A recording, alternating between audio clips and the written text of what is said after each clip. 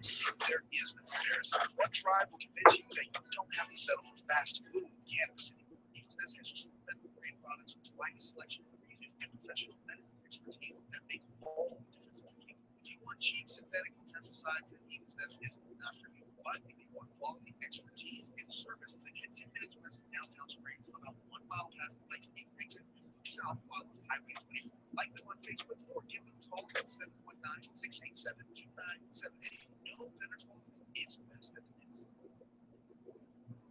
This isn't 740 KVOR. This is KI. Report the news like the original President David Cole and forgot where the station was located.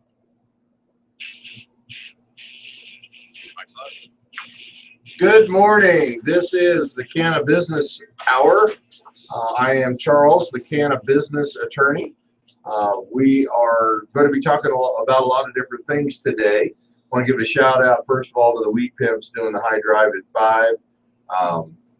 Great show, great contact, actually really great guys. So I want to give a shout out to them, and also to the people up at Allgreens in Denver. That's the store that my daughter manages, so I'm a little partial to them. But anyway, great meds up there. It's a medical only facility in Denver, right at 8th and Calumet. So if you get a chance, stop by, say hi to my daughter, and buy some of the best product that they have in town, at least in Denver anyway. A couple of things that I wanted to go over. Number one was a push for legalization in Israel. And I know that this is the Cannabusiness Attorney Hour, and does this, how is this going to affect business and the way that I do things?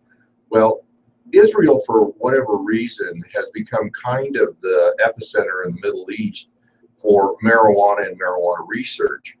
They've been doing a lot of research into the product.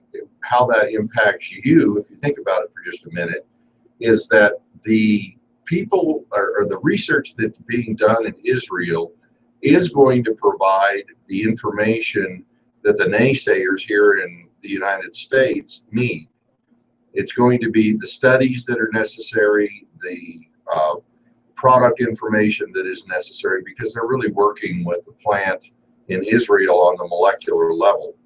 And so, what they're doing in Israel will ultimately have an impact here, because those studies are going to show up here. As a matter of fact, there are several fairly well-known doctors that have traveled from the United States to study what's going on in Israel and to learn and also provide their input into not only research but products, plant husbandry ideas, better ways to cultivate the product, better products that can be made out of the plant.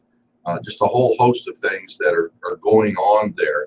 But the thing that really caught my attention this time around was in Israel, there's a push for legalization, which, the article that I read believed that was a precursor to the recreational use of the drug in Israel.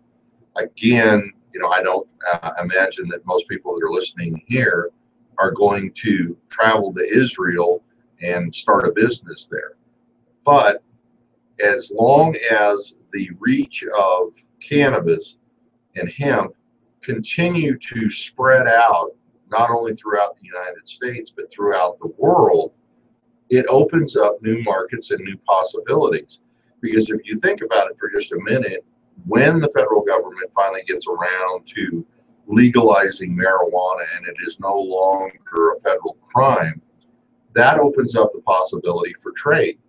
And if you are an importer, exporter kind of a person, then maybe you can start thinking about how do we do trade in this product or the byproducts of the product, and also hemp products, everything else.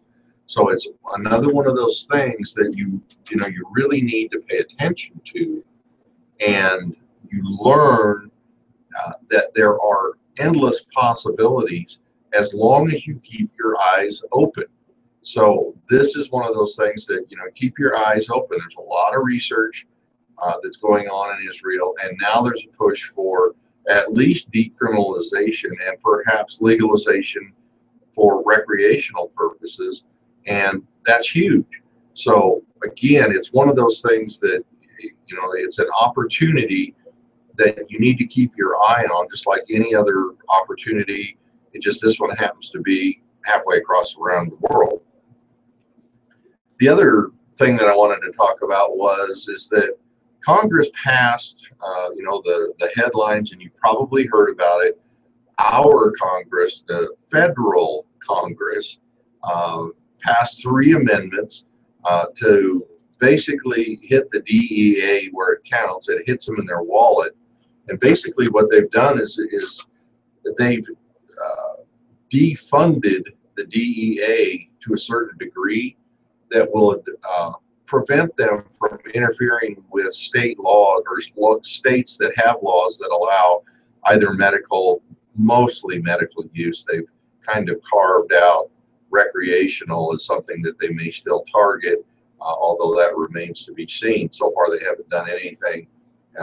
They, being the federal government, haven't done anything that differentiates between medical and recreational as far as enforcement goes. But one of the, if you put the 3 amendments together, they cut $23 million out of the DEA's budget and shifted it to, you know, one of my, I told you, kids, vets, and entrepreneurs. I got a soft spot for them. They shifted the money to help fight child abuse, amen, processing rape test kits, reducing the deficits, and paying for body cameras for officers to help prevent abuses. You know, and body cameras, they protect both the officer and the general public, but, you know, it does, it has been proven to show that if the officers know that they're on tape, they act a little differently than if they thought no one was looking. So the upshot of the whole thing is number one, marijuana is finally being heard at the federal level in Congress, and these amendments got bipartisan support, meaning that both Republicans and Democrats, you know, agreed to shake hands across the aisle and say, you know, the war on drugs simply is not working. And so let's put our money into something that matters more than prosecuting and incarcerating people that are using marijuana, growing it, selling it, distributing it. And so again, it's a baby step. It is not full legalization. It's nowhere near that. But what it is it's a clear message to both the DEA and to the rest of the country that if you are involved in a marijuana business, that you're not to be targeted by the DEA any longer. Now, they passed a bill last year that also further defunded the DEA. And so, you know, if I were the people that were running the DEA, I think I'd kind of listen to the message. And the message is go after something other than marijuana, because the Congress isn't backing you. The president isn't backing you. No one is backing you.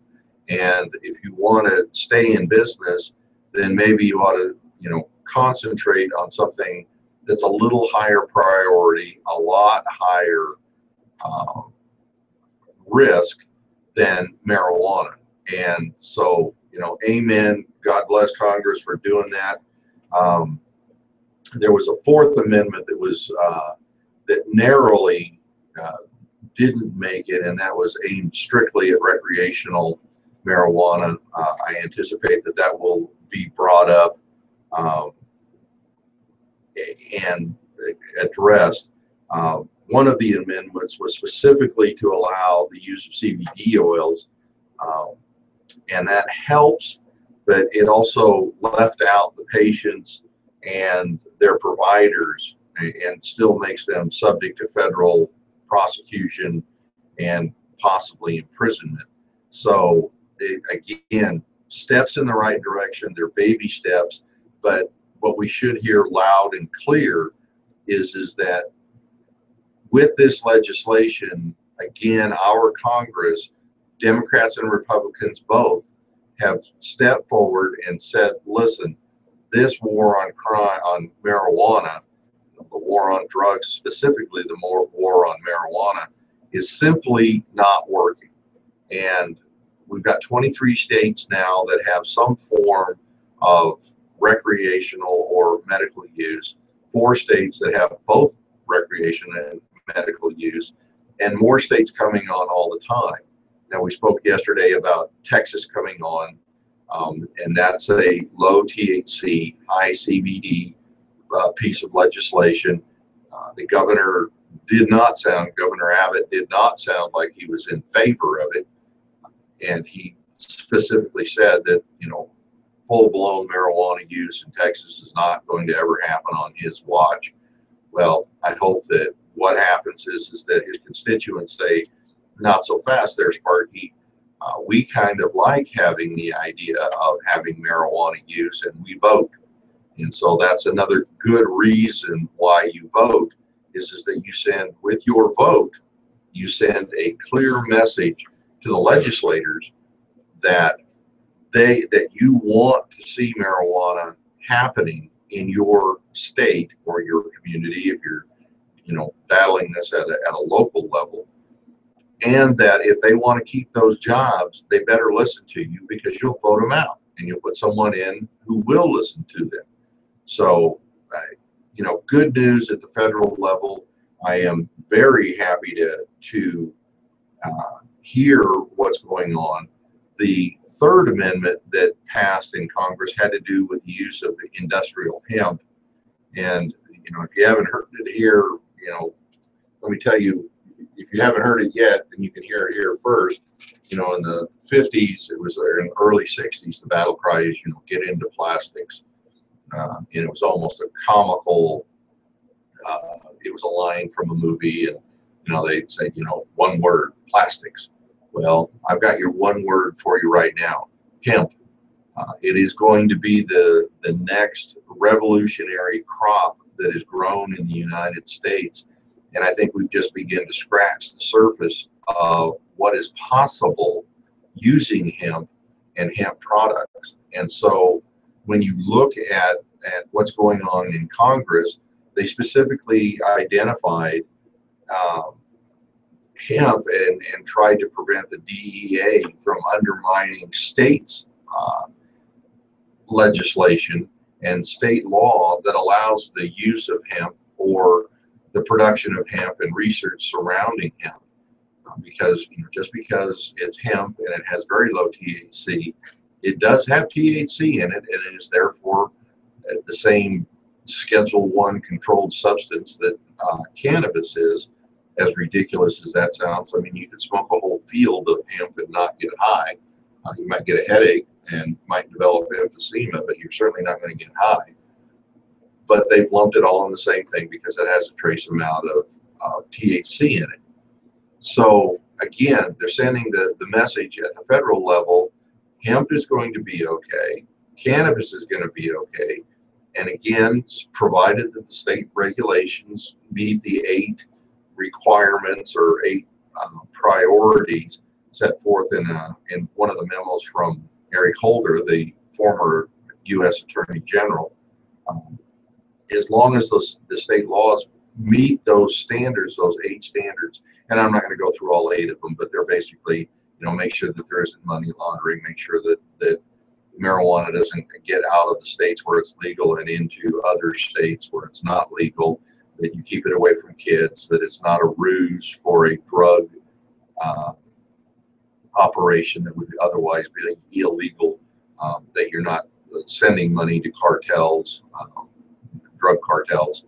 And so if you meet those 8 standards, if the state regulations meet those 8 standards, the memo says that the federal government will be hands off. And so far, in the states where we've seen legislation and rules and regulations put in place, that's exactly what's happened. As long as those regulations are put in place and the states are willing to enforce them, then the federal government is taking a step back and say, listen, on the war on marijuana, we're leaving that up to the states.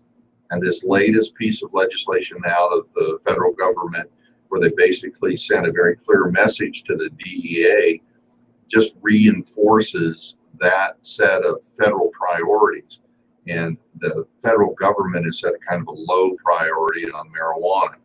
So what does that mean if you're trying to get in business? Well, number one, you have to remember that this is still illegal at the federal level. I can hardly wait until the day when I can tell the world that that's no longer the case. But for now, it is still illegal at the federal level. Hemp is illegal at the federal level. And if you're involved in this industry, you're still subject to, being arrested, prosecuted, possibly found guilty, and possibly put in prison for violation of the Federal Controlled Substances Act if you deal with marijuana or hemp. That's a reality that I think we're seeing the change in the tide of the way people are looking at the plant.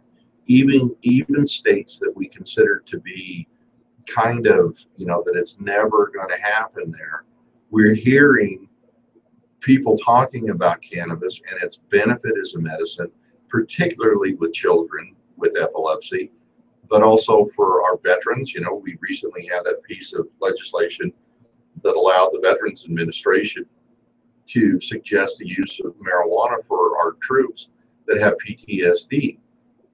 Again, every one of them a little baby step, but every one of them a step towards what should be a federal policy that allows the use of marijuana, certainly for medical purposes and hopefully for recreational purposes, because the studies have shown and the anecdotal evidence is that there is no huge harm that is being foisted on the public by allowing legalization.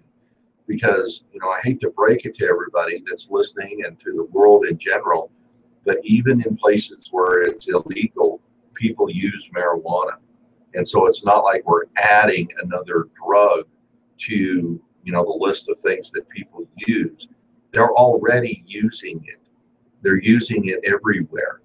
And illegal or not, that's the fact. Again, I'd like to live in an ivory tower where I could ignore those things. But the fact of the matter is that's reality. And when you start looking at what reality is, you can't bury your head in the sand and say, oh, no, this isn't happening. Well, it is happening. And the way that you make it happen in a way that is safe, that keeps it away from children who shouldn't be using it, that, prevents people from doing, using it and operating heavy equipment or putting people in harm's way, is that you regulate it. But, burying your head in the sand and making archaic arguments about, how evil it is, doesn't solve the problem. And it doesn't allow the plant to, exhibit its full potential, because we've seen over and over and over again the benefit that it has. And not only to the patients, but also to economies. I mean, in 2014 in Colorado alone, all by itself, the state took in $58 million in tax revenue just from the sale of marijuana. I don't know, KC, who is going to be joining us here after the break, KC pointed out in Kansas that Kansas, everybody's talking about this economic recovery.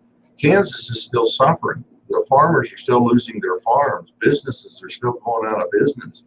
The only people that are thriving there are the government. They spent $300 million or something like that rehabbing the state capitol. Well, that's great, and I think that that's a worthy thing. However, that's $300 million that they don't have. And so, maybe some of those renovations could have, been put off a little bit. I don't know. I'm not familiar with the budget in Kansas. Can't really speak to it, other than if you allowed hemp and cannabis production, maybe you wouldn't have to worry so much about every penny. Maybe you could put some of your farmers back on the farm where they belong and let them be the proud contributors to, not only the U.S. economy, but the state economy, and also, hold their families together, have them be part of the agricultural community that they used to be. And, I came from a rural background. I grew up in a small town in southeast Colorado, and farming was huge. I want to see people back on the farms because I've seen way too many people have their families wrecked, their futures wrecked, because the farming economy took a dive. And we just can't have it anymore. It's time for people to stand up and say, listen, we need these jobs. So when we get back, we're going to be talking with KC, who happens to be in Kansas City in KC, and we'll talk a little bit about what's going on. We will catch you on the other side.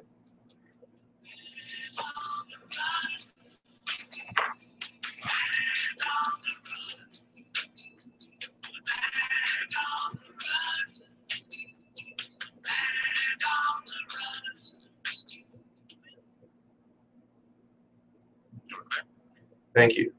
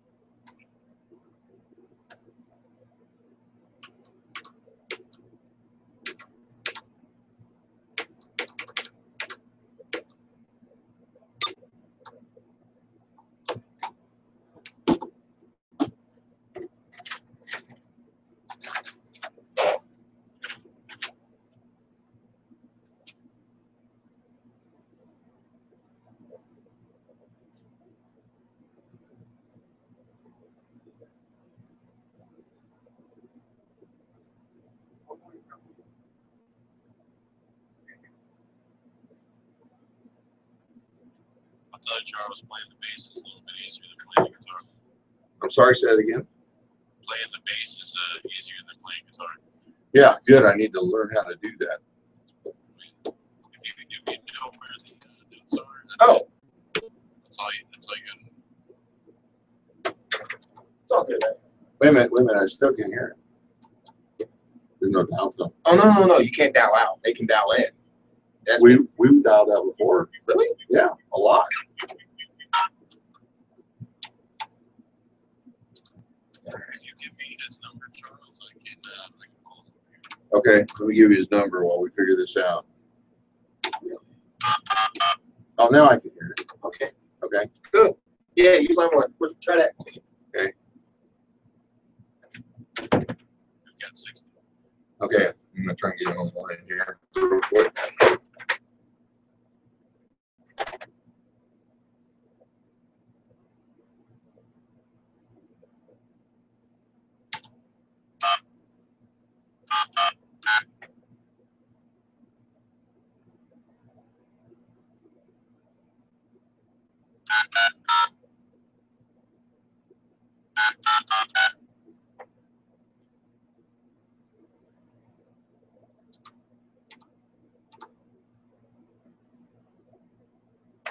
You're gonna have to call him. Okay, it's 719-930-9846. You shut that off, we'll get the feedback. This isn't 740 This is KI, where we don't have me talk hosts talking about Obama. We talk about how many days in a row you can stay totally still. Hey, Casey? Yeah, I know. The thing's screwed up. Chicago's going to call you. I'm on live. Good afternoon. Good morning. Sorry. This is Charles, the Cannabusiness Attorney. I am calling, or I am talking this morning about what's going on at the federal level and also what happened in Israel. We're working on getting KC on the line, who is in KC. The producer in Chicago is trying to get a hold of him, and once we get him on the line, we'll find out what's going on. I just want to remind everybody that Casey and I will be putting on an event tomorrow, June 5th, all day at the Uptown Theater in Kansas City. There's still a little bit of room available for people. I think we're getting close to being sold out, but there's still some seats available. we'd love to have you come out. You can meet Casey and I, and we can talk about what's going on in the hemp world and also what's going on in the cannabis world. Talk about some of the rules and regulations and things that you have to look out for. And basically, you're going to learn how to get into the business of marijuana and figure out, whether this is a business that's for you and where you fit in. And my understanding is that we got Casey on the line now. Casey, you there? Kansas City and Casey. Good morning, Mr. Hobbs. How are you? I'm doing fantastic. Good to hear from you, my man. Casey's my partner in crime. Great to be out here in Kansas City. It's beautiful, hot, humid. I miss that dry heat in Colorado. Yeah, well, we haven't had a lot of dry or heat in Colorado, although we're getting it all at once, but again, it's kind of like the federal legislation, baby steps. We're inching towards summer, although summer's not coming willingly this year. Anyway,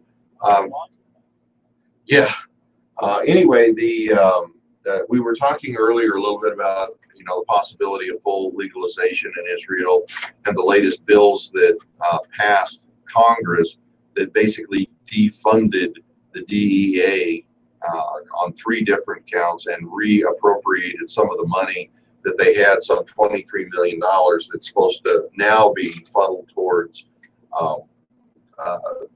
dealing with child abuse issues, funding rape test kits, and also providing body cameras for law enforcement officers, both to protect the officer and also to prevent officer abuses.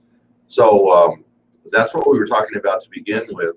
But what I want to talk about now is, the end of prohibition tour, the pot heard around the world. And I also want to remind people that Casey and I are accessible. You can reach me at charles@thecannabusinessattorney.com.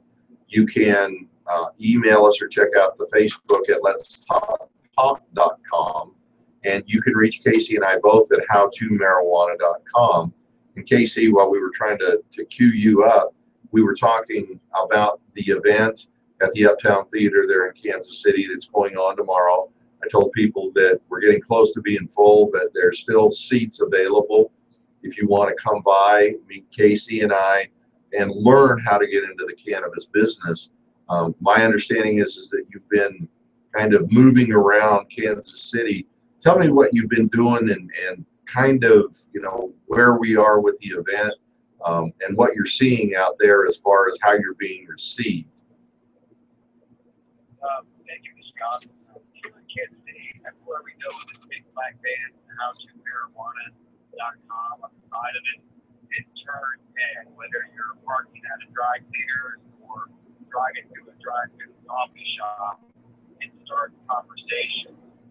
We are meeting people everywhere we go, everywhere we park, everywhere we eat, drink, and sleep. People are coming up to us and asking us, what is that about? A little bit of a smile on their face, almost as if they're surprised to see it. We've had no law enforcement encounters except the positive kind. They've laughed at us as well for the week. And the event in the Uptown, we have the job last week will sell out in the next 24 hours. It's been a very good adventure for us here. So I do expect this one to sell it out. Uptown Theater is gorgeous. Everyone can count Basie to bring these services and places. I visited the owners last night. The theater goes back to 1924. It will be in the cabaret room. We're setting up donors can come for breakfast and Chipotle for dinner. We'll have a cash bar opened up as well.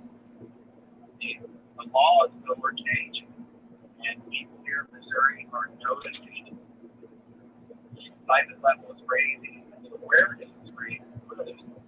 People see the band, people ask, people have heard the story, but now we can actually talk openly about it in public, which is not normal here in Missouri. There's a lot of shyness and really fear. Well, and and that's the thing that we saw initially in Colorado, back 6-7 years ago now. It seems like it was just yesterday, and time flies when you're having a good time. And certainly Casey and I enjoy what we're doing, otherwise we wouldn't do it. And we also believe that what we're doing is providing relief to people, not only the patients, but also people, entrepreneurs who want to get into business and, live the American dream. They want to pursue happiness. They want to be part of a productive and economically viable community. And so, it's not unusual that you see that shyness, because I can remember in Colorado when it first started, everybody was talking about cannabis and marijuana in hushed tones, almost, and in some cases almost in code, like drug dealers. And it was, to me, it was almost comical. And I've gotten so used to speaking about it that I'm not shy about it anymore. And I know that Casey has been accused of a lot of things. Being shy is not among them. And so it's good. Yeah. But it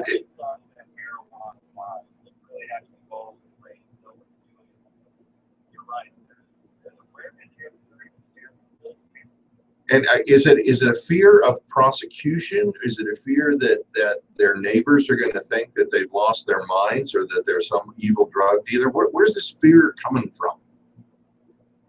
We talked about this morning, there's bills up there at the house, the past, several others, Jared Polis bill did not. There was another bill that offered similar things like Jared Polis in California.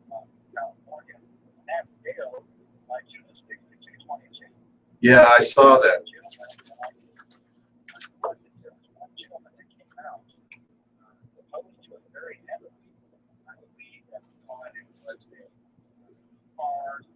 Not medicine. There's still this old guard out there in Topeka. There is still a heavy hammer authority there over the people. They still put you in jail for a gram of marijuana here in Missouri. Yes, that's right. That's John Living, the Republican from that said, I quote, "You big joke about marijuana." Yeah. People like Representative John Living, Republican. His last house still has his head buried in his hand, or his hand in the pocket of a big farm, or a big brick. Or both. And the other thing is that there's a gentleman by the name, I think it's a gentleman by the name of Piper, and I'm trying to find out what his or her first name is, but the quote from this is, "The DEA built the modern surveillance state," said Piper. "From spying on Americans to busting into people's homes, the DEA doesn't fit well in a free society, and the time is now to reverse those harms." And so it's Piper, Piper, and I'm looking desperately to find out what it's, a he or a she, what Mr. or Ms. Piper, where they come from and who they are. But the quote is kind of poignant, given the concerns that you're saying, that you're seeing in Missouri, and that is that people are afraid of prosecution, and I'm going to use the word persecution instead, and I think those fears are well founded based on what we've seen in the past. But when the federal government comes forward and said, "Listen, the war on marijuana is over, and we're going to defund you and use your money for something else, something that's more important, like child abuse, like body cameras for police officers, like rape test kits," I think that's sending a clear message to the federal government, or to the DEA at least, that this people in the United States are not going to put up with this surveillance state any longer. It's just, and Mr. Piper, I'll figure out who it is during the break, but that's true. It's time to reverse the fear that the DEA is going to come into your house or your business on the other end of a battering ram, start yelling at everybody to get on the floor. I think those days are over, and they should be. They're almost over, but there's still a lot of doors being broken down. There's still a lot of surveillance. I think you talked about the licensing, commerce, justice, science, and the location bill that just passed. Is that correct? Yes. Yeah, that's interesting because this nation kind of found this idea that we the people should fear our government. And we should not have to do this. That the people need to be represented by the government. No taxation, not representation, no enforcement, and let people choose. We have lost so much of our liberty in the last 250 years by enslaved slaves, not a fear of war, fear of drugs, war on drugs, war on crime, war on poverty, war on tyranny. Every time I hear my nation say war on something, it means they failed. You cannot be an adjective. You cannot go to war now. You cannot declare a war on drugs because the war on America, the war on me, the war on our society, incarcerate wage. I think Rohrabacher actually said it remarkably well. If I can read this quote, our founding fathers didn't want criminal justice to be handled by the federal government. This is absolutely absurd that the federal government is going to mandate all these things so the people will take it. And many doctors would like to have the right to prescribe to patients what they think is their suffering. This is a state right issue. Our founding fathers didn't want to see people that could bust down people's doors. They wanted freedom. Well, and our founding fathers wanted just the exact opposite of what's happening. You know, you said that the people fear the government. It should be the other way around. The government should fear the people. The people, yeah, and that's the way it should be, because our elected representatives have gotten so far from that last term representative that it's scary. And I think it's high time that, you know, we take a look at how things are being done at the federal level and say, wait a minute, the emperor is stick, stark, naked. There are no clothes here. And all of this fear mongering and using, you know, antiquated or completely misleading or full on false misrepresentations about, you know, the product and everything else, that's got to go. And I think that, you know, again, it's, you know, my hero there in Kansas, Lisa, said it best. You know, people used to have guts around here. You know, that's the first thing she said that would amaze me. And the second thing is that this is, you know, this is a lot more than just cannabis. It's about your freedom. And, you know, this is the. This began as we want access to cannabis, that we want access to an alternative in Colorado, in California, in Washington, in Oregon. But those little fires have lit an inferno that's becoming this bigger issue of state right versus federal overreach and the definition of American liberty. Marijuana is redefining state right. Yeah, and that, you know, and it's unusual that I, you know, and I just thought of it is that one of the byproducts of cannabis is the reinstitution of personal freedom and state rights. And it could have been any product, but it turned out that it was cannabis. And I think that people that are in the industry will certainly understand this. The people that are fighting for it will understand it. And the people that may be opposed to it are going to learn it. And that is that the people that are in this industry are passionate about it. They're not going away, and they are more resilient and more, you know, resourceful than any group of individuals that I've met or seen in the longest time. And so it's unusual that, yeah, well, it not only gives them hope, it gives them a reason to speak out and say, listen, you know, the federal government's been trampling all over our rights for the longest time. We as citizens of the United States, that's not what we bargained for. That's not what the founding fathers, as you know, as Casey pointed out, that's not what the founding fathers wanted. They wanted the strongest form of government to be the one that's closest to the people. And so the, you know, the biggest or the strongest part of government should be your city council. because that's the smallest form of government. It's the closest to the people. And we're beginning to see that. But, you know, I love seeing people exercise their rights and say, listen, you know, we've had enough of this. And it, you know, that's kind of the reason why I get up every morning. It's like, okay, there are people that are fighting this fight. So anyway, Casey, can you stick around through the break? Okay.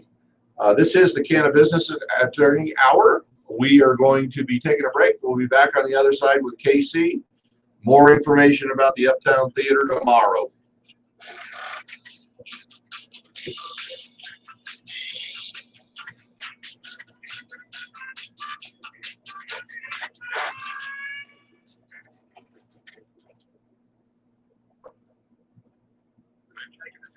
Thank you.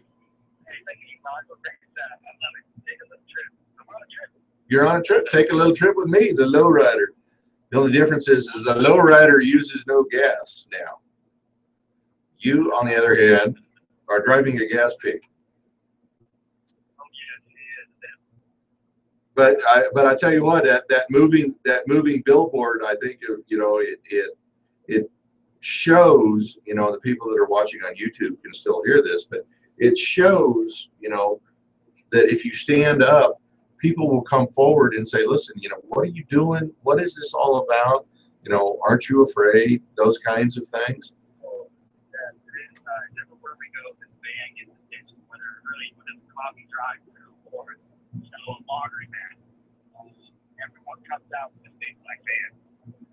Yeah, well, and it's, you know, I think it's a testament to, you know, not only the fact that you're doing this, which you know, is turning out to be a really good idea, but also a testament to the people, you know, they're curious, and then when they learn that this, you know, this kind of oppression is going on, and, you know, it's really sad to me, as soon as you said that, my heart sunk. You know, people are walking around Missouri scared, you know, and that. You know,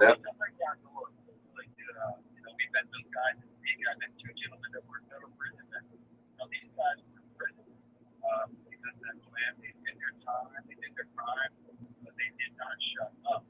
They came right back out, stood on the Capitol, right in front of all the senators and representatives, and they said, you know what? I've been there and done that. I've been in prison. I'm not afraid to go back because I believe in my rights as an American to really have access, you know, to representative justice when it's coming down to things. It's just becoming a very big debate, right? Issue. This could redefine our liberty. Well, and you know, and it's about time. You know, it's about time that people took the government back from the government and starting implementing policies that make sense, stopping a little bit of this waste, but, you know, just basically saying, hey, listen, we're smarter than the government.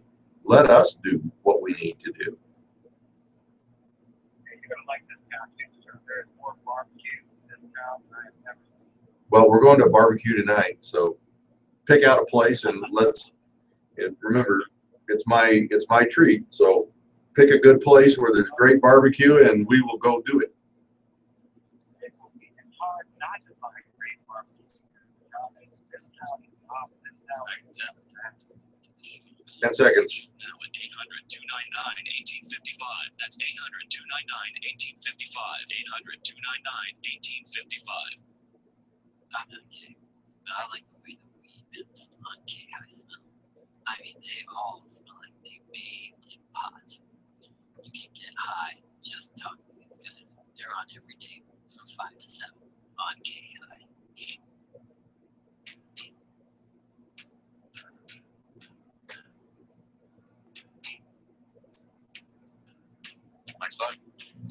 Good morning. This is the Cannabusiness Attorney. I am Charles, the Cannabusiness Attorney. I can be reached at charles@thecannabusinessattorney.com. You can reach Casey and I at howtomarijuana.com. I have Casey on the line with me. Casey is in KC. We are talking about the event that's going to go on tomorrow. As soon as I get off the air, I'm going to be jumping in my car and flying up to the airport in order to catch a plane so that I can fly to KC. We're going to be live tomorrow. Yeah, Kansas City, here we come. We're going to be live tomorrow at the Uptown Theater. in Kansas City, Missouri. It is a beautiful venue. It looks as though we may sell out. So if you want to attend the event, I would encourage you to hurry up and go to howtomarijuana.com and get your tickets, or you can buy them at the event, but I can't guarantee that there will be tickets available if you wait until tomorrow. We're very proud to be a part of this movement, and we're also humbled, and I will tell the people at the event tomorrow that we're humbled that people will come out and listen to us because they want a piece of the American dream. And part of the American dream has turned into a nightmare. I always remind people that nightmares are dreams too.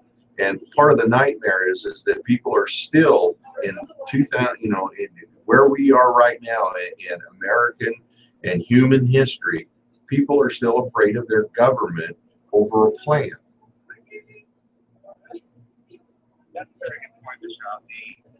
The idea of our nation was that the government should be our people, not the other way around. If you look at the historical facts of conflict and revolution and social change, America has slowly lost liberty, continuous liberty, the right of private property, the right of access to education, the right of access to health care, the right of access to the land. Marijuana and hemp is the relative top of this nation. This nation was founded on hemp, George Washington. Yeah, they put it hemp leaves on their $300 million renovated state capitol in Kansas. Really? That's very quite amazing stuff. Sometimes it looks straight up 74 feet, and the hemp leaves beautifully brand new painted hemp leaves. About 300 in a big circle around the view of Kansas. So it's almost absurd and insults my intelligence to hear politicians like the good gentleman in Canada stating that this is a farce, that this is not true. He obviously is either ignorant, misleading, or misled. Or he's getting his money from somewhere that hemp is a threat, or marijuana or cannabis is a threat, so if he perceives it as a threat, then of course it's a joke, it's a farce. But that type of argument, most people won't tolerate it anymore. Even if they're not in favor of cannabis, I've heard people say, I'm sorry, but it's simply not true. And if you want to spout that off, that's great, but I don't believe it. You're absolutely right. What gives me hope, Mr. House, is that for about 12 years, I've watched my country divided in half. Right and left. They could not agree on anything. Everyone blamed each other for everything. Their problem is the left problem, the right problem. All of our problems are blamed on someone else. Scapegoated. Our representatives scapegoated American problems. Marijuana is the one thing that I see is bringing Republicans and Democrats back together. There was a minute by Representative Thomas Madison, Republican from Kentucky, and Susanna Monaguchi, the Democrat from Oregon, that prohibited DEA from the American State Kid Program, and they're passed by 282 to 140 states. Yeah. Passed with that much of a majority. Marijuana and hemp and farming and medicine and business can bring our country back together. Republicans, Democrats, independents, hold hands, singing kumbaya, not because it's their idea, but it's what the people want. Yeah, and I actually during the break I found who the Mr. Piper is. Mr. Piper, it's Bill Piper. He's the Director of National Affairs for the Drug Policy Alliance. And he has another quote in here that's going to be dead on with what you just said. And he said, there's unprecedented support on both sides of the aisle for ending the federal war on marijuana and letting states set their own drug policies based on science, compassion, health, and human rights. And that is exactly what you were talking about. Is that you're right? This has become the catalyst for a national discussion that encompasses a lot more than just marijuana or just hemp. It involves states' rights. It involves, it's written into our Constitution, the pursuit of happiness.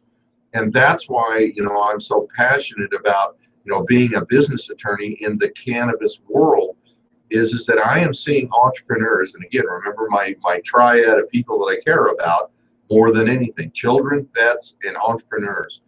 It's been a long time since I've seen people that are willing to risk everything. Not only, their relationship with their friends who may be against them because they're all of a sudden pot dealers or something stupid like that, but also, federal prosecution. They're willing to risk their personal fortunes, everything that they've done in order to pursue happiness by getting into this business as entrepreneurs. And that's why I'm humbled. It's rare that you see that kind of intestinal fortitude, but again, it's become the catalyst for a national discussion. And if marijuana or hemp or the combination of the two can bring bipartisan support for something, then, who knows, maybe they're going to start talking about other things on a bipartisan level and put their differences aside and start making some decisions that make sense. That is a good word to hear, bipartisanship. If politics can bring this nation back together, this really does touch every fabric of our lives. It touches the farmers' lives, it touches the medical field, it touches the entertainment field, it touches the clothing and textile field. This is a product that was American made for the last 150 years, over the last 80 years, that it has been treated as a scourge instead of a godsend. Hemp and cannabis have so many uses. I think it was interesting. I was reading an article by the quote from Dan Rice of the Marijuana Policy Project. He says marijuana has gone from, unprecedented to predicted, gone from controversial to conventional. Democrats and Republicans all across the country, from Pennsylvania to Alaska to Florida to Missouri, are getting together and actually working together in a bipartisan manner to address the concerns of people. Not because they wanted to, it's because everyone listening to this radio show, you out there listening right now, have the power to change your country. You have the right and responsibility to do so. It's only out of apathy that they've been allowed to break down our doors and put us in prison for a plan. We are not ignorant. We have access to information. They cannot lie to us like they used to. Yeah, and No longer afraid of the truth.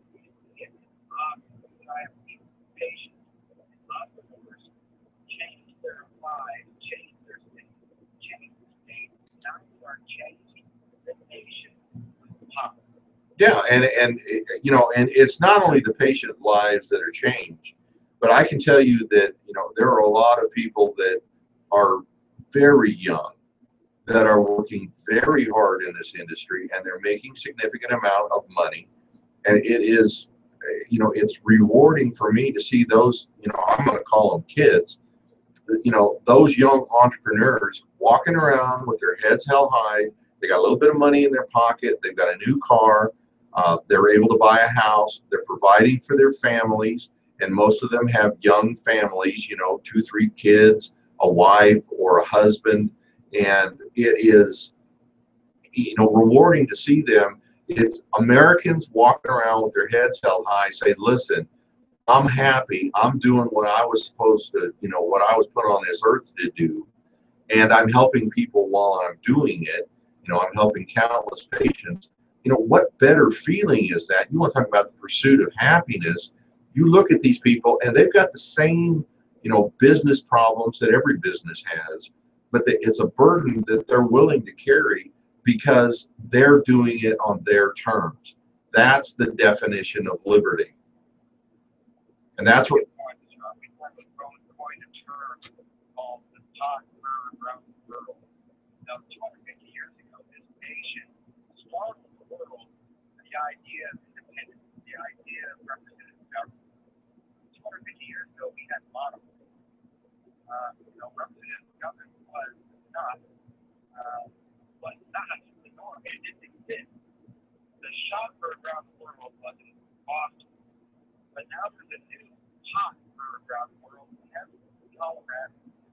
Yeah.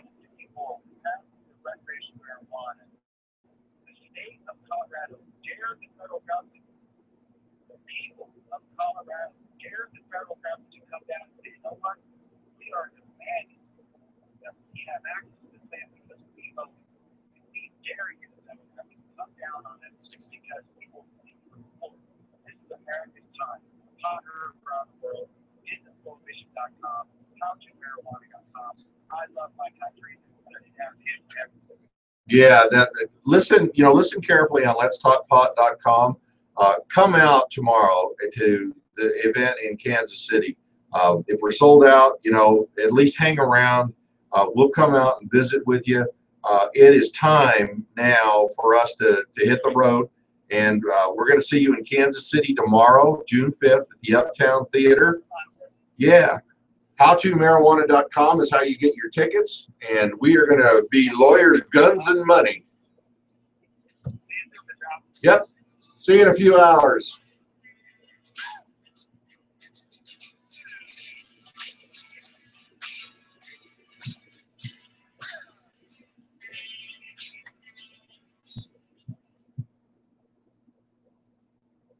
Thanks, fellas. Thank you, Chicago. Yeah, I'll see you. You're going to do a replay tomorrow, so I'll see you on Monday. Will do. I'll be here. Thank you very much for everything. I really appreciate it. No problem. Bye-bye. It's a great show. Thank you.